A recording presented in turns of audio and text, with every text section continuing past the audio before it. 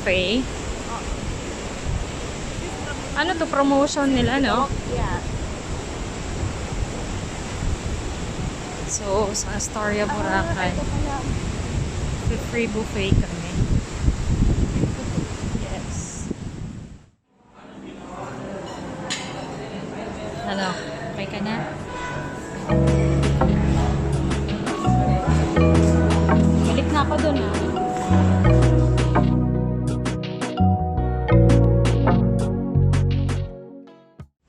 Oh, ayan. Anong ano?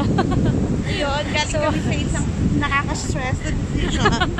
And, eto, para kami mga na-stress. Na-stress kami kasi inoferan kami ng ano. Oo, tapos hindi namin alam kung paano tumanggi. Pareho kami kasi wala kami ng tawa. Siguro kung anak kami ng mayaman, hindi na kami nagtatrabaho, kunin na. Correct. Masyadong okay naman sana yung investment, ano? Oo. I-enjoy na natin ang Boracay. 3 oras din yung nawala sa atin doon.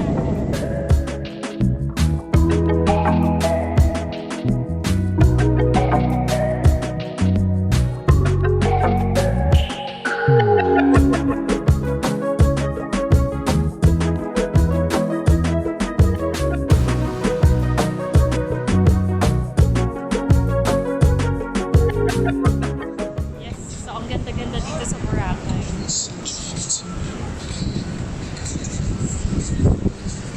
Na tayo sa Willis Rock. Actually, ano ngayon, 3:30? 3:30 p.m. Boracay.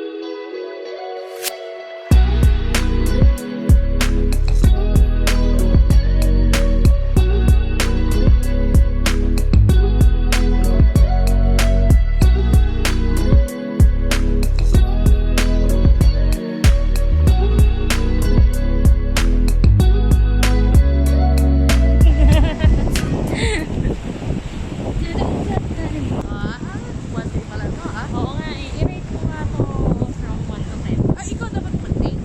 Kasi Ay, ako, I'm ako. proud that you are here in Boracay. Yes. Kasi, so, hindi mo ba ini-expect Hindi ko ina-expect. na ganit ako ganda? Oo. Hindi kasi yung mga nakita ko sa yung mga nakita ko na nun sa video, parang ang dumi, ganyan.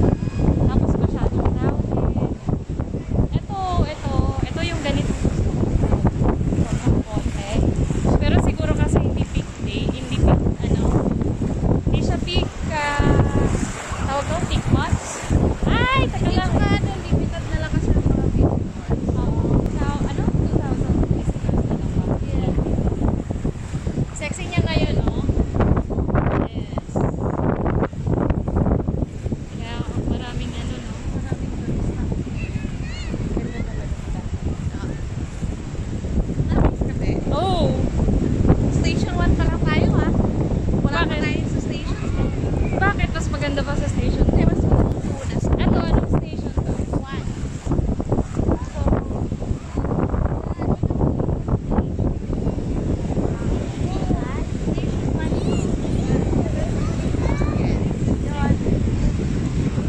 Station 2, yung libre pakain.